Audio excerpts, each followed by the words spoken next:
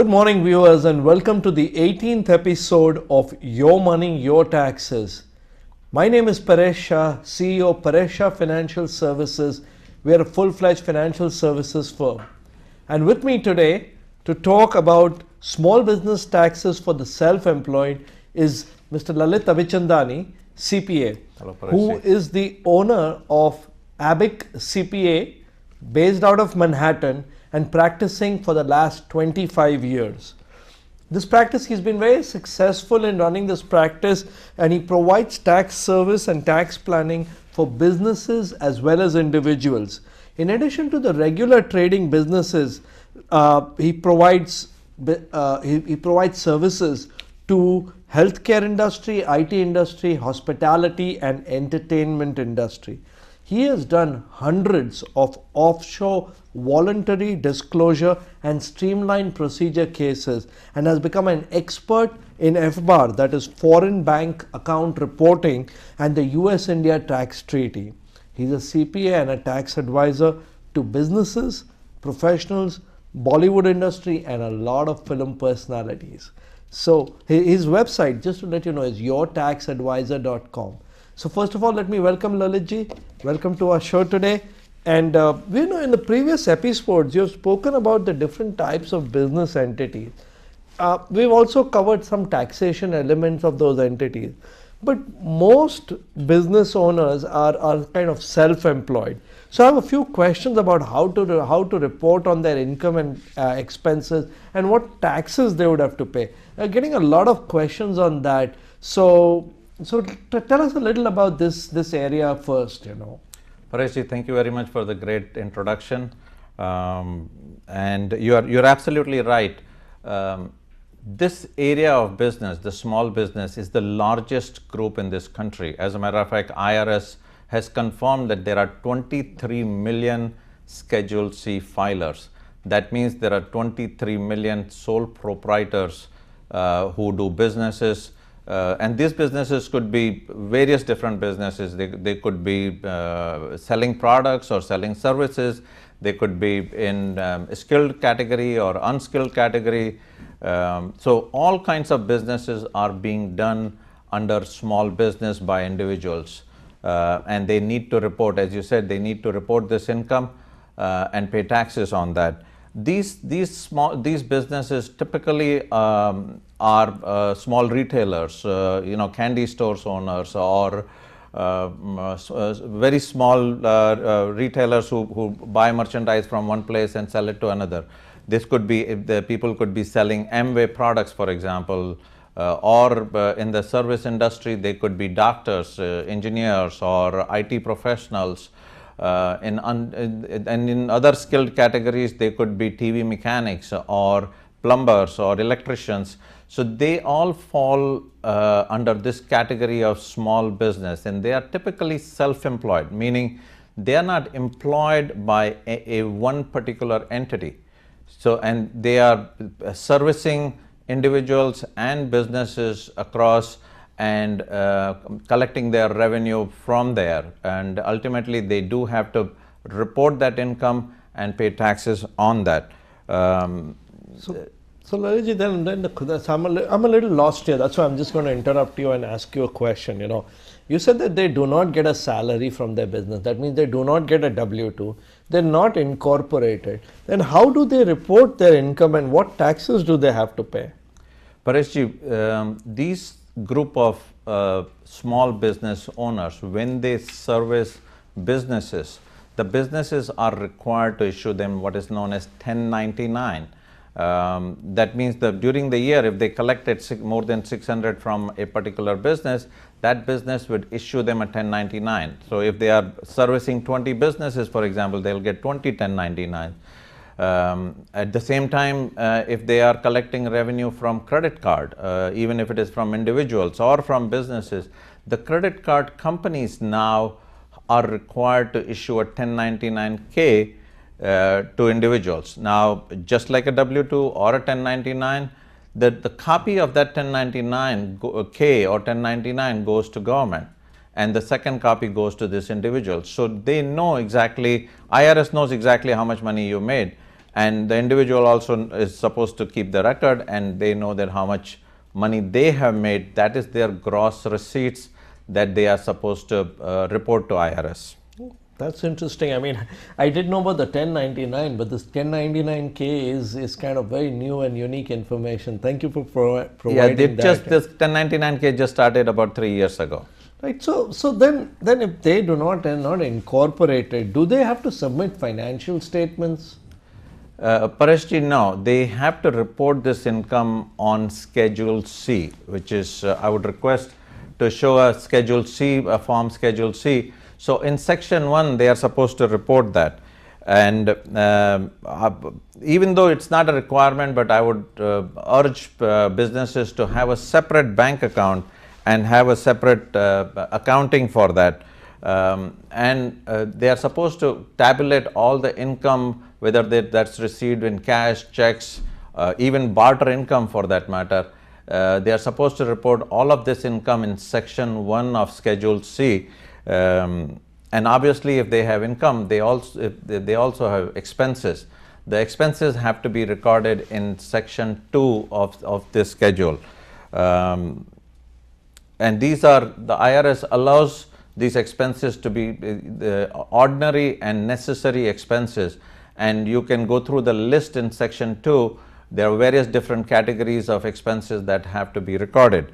If you are selling products, for example, then you are supposed to keep an inventory of all your products to arrive at the cost of goods sold. So your purchases minus the inventory that you have at the end of the year is the cost of goods sold that you are supposed to report in Section 3. And if you have any expenses that are not reported, not in Section 2, or if you don't know where to report them, you have a category in Section 5 that you can report which are not listed in the Section 2. Okay. So pretty much it covers the income, and it also covers the expenses. So you are not supposed to give the financial statement per se, but you are supposed to pay taxes on the net income that you arrive. That if you're arrived at net income, that means you have revenue minus expenses and you have a profit. So you arrive. But what happens that if they have a loss, during the year, they did not make any money, it's a beginning, the business is just starting and they're making a loss. What happens in that case, Lalitji? Pareshji, it's very typical, as you said, in the first few years, especially if you are in trading business, you are working on a thin margin, your expenses are more than your income. So you can have loss. The intention should be profit motive. In other words, IRS says that as long as you have a profit motive, whether you end up in a loss or income, that's a different story. But you should have profit motive in doing your business. What does that mean? That means that you cannot take your hobby and convert into a small business, because hobby losses are not allowed. And if you do incur loss, if you have income, you pay taxes on that. If you do end up in a loss, you can offset this loss against your other income that you may have, or maybe your spouse has it, and when you're filing joint, you can offset this loss against the income and thus take a write-off. So coming to the expenses part of it, what kind of expenses are allowed by the business owners, and are there any limitations? Pareshji, the IRS says the expenses have to be ordinary and necessary for the business. And these expenses are then classified in different types of expenses. Some expenses are 100% deductible. For example, if you have an advertising, or you bought a supplies, or you have products that you are selling, those are 100% deductible. Then there are expenses like meals and travel and entertainment type of expenses. The IRS does not allow 100%. So only 50% of expenses of meals are to be deducted. Then there is third kind of expenses which have per diem rates. For example, in travel, you're traveling to different cities, you could take actual expenses, or you could take the per diem rate of that particular city. And we have the table that we go by. And the fourth type of expenses are capital expenses. For example, you have bought a store and you fixed you put X amount of dollars in fixing up the store. that you can depreciate over the year. So depreciation is another expense that we have to go by the regulations there. So it seems easy for a small business, but you really have to know, or the tax preparer has to know, how to maximize your expenses and how to correctly arrive at the net income, and so that you can pay taxes on that. Yeah, I've seen very often that when people try to do their own taxes, they end up missing on some of these key items, and when they end up missing, then that becomes they end up paying tax on money they should not have paid tax on. So tell me, but employees, so this is not a corporation, so what about employees? Can they hire them, and how does that get accounted for? Absolutely, Paresh, just like corporations are hiring employees, individual businesses can also hire employees and issue them W-2 at the end of the year and take a deduction for that, as long as they are following the Department of Labor guidelines and regulations for that. There are some mandatory insurances that are required. As long as they are following that, they have to issue, the businesses have to issue W-2 to them. I would recommend that when you have, especially when you have W-2, to take a separate federal ID number on your business, so that it's properly and correctly reported, and you can take a deduction. Okay. But then talking about salaries, does the sole proprietor, that means the owner of the company, does he take a salary? Paresh, that's the uniqueness of sole proprietorship. When you are a sole proprietor, you are not taking any salary. You don't need to take any salary. All the net income that you have, that gets taxable. You can take a draw against that, but it's not considered a salary per se. So your entire net income becomes taxable, and there are different types of taxes in there. Well, that is interesting. Lalitji, you will be, and viewers, you all will be shocked to know that recently, me as an advisor, I came upon a client, and when I was looking through her tax return for her business, it's a sole proprietorship business, I found that she was taking her own salary and paying FICA Medicare. And then when we got it examined with Lalitji, we found out that this was totally erroneous, and he went in and he helped out. So just be careful. This is a these kind of small things can really get missed out if you don't have the right professional. Let me come down to the very important part of it, because at the end of the day, all this accounting, we end up putting it on tax return, and taxation becomes a very critical part of it, Lalitji. So tell me, what kind of taxes does the sole proprietor pay on his on the income that he gets from the business, that is the self-employment income? So Pareshji, this net income that we talked about is known as self-employment income, and this self-employment income is subject to 3 types of taxes, 2 at the federal level and 1 at the state level. The 2 at the federal level are the employment taxes, or what is known as Social Security and Medicare tax, and the second one is federal tax. So the self-employment tax, or Social Security and Medicare tax, is approximately 15% or little more than 15% of the net income that was derived in Schedule C. And I would request to show a Schedule SE. This is where this is where we record the net income and pay self-employment tax of about 15%.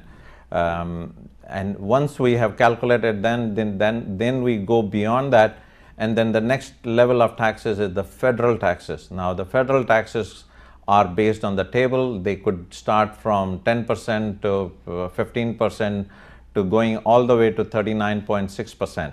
So that's the next area of taxes. And the third is state taxes that they are supposed to pay. So all in all, it's the 3 different type of taxes, which adds up to approximately 50% or more if you're in a high tax bracket. Yeah, I think we're going to run out of time, but I'm going to quickly say this. This all adds up to so much taxes. What can a business owner do to save these taxes? Pareshji, we have talked about briefly before that you can have IRA, individual retirement account, Roth IRA, the simple IRA, 401k plans, or pension and profit sharing plans, and you are an expert in that. You can help them reduce these taxes. It's very important, once you have a self-employment for yourself, that you have a good CPA as well as a good financial planner, so that you can minimize your taxes. Well, viewers, Lalit has given us a lot of great information. Net bottom line, I can tell you one thing. These things are not easy. I myself discovered that when you do not have the right professional and you're trying to cut a few pennies, you come upon professionals who do not do a right job. You save $100 and you end up paying 1,000 more in taxes. My advice to everybody is get a good CPA, and Lalit is always available for a consultation. You can contact him at lalitcpa@yourtaxadvisor.com or go to his website yourtaxadvisor.com, and or you can give him a call. Thank you, Lalit, for this great information. I really appreciate your time today. Thank you very much, Paresh ji. It was a pleasure. And viewers, see you in 2 weeks, where we shall continue our discussion about estate taxes.